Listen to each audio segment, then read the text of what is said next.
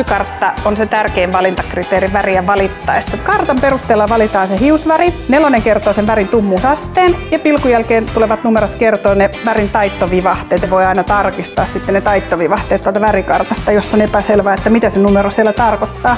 Mutta numero on aina se tärkeä valintakriteeri. Eli 1 on musta ja 10 on vaalein. Valittiin 415, eli tämmönen.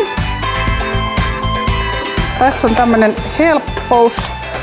Tuohon saadaan laitettua nyt toi pullo, niin se pysyy näin hienosti. Kumpi eka? 1, 2, 3 on kaikki numeroitu. Eli siinä on 1, se on hapete.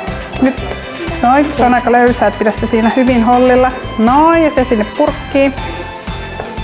Ja sitten värimassa.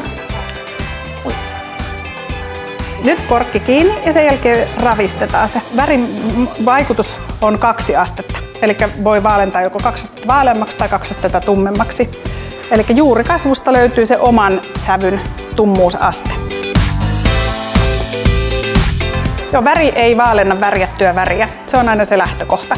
Eli jos hiukset on jo värjätty, niin ei voida vaalentaa värillä, vaan silloin tarvitaan värinpoisto ensin. Eli varsinkin kun mennään sinne vaaleampaan väriin, niin täytyy ensin tehdä värinpoisto ja sitten vasta se vaaleampi uusi väri. Väri ei vaalenna värjättyä väriä, se on se lähtökohta.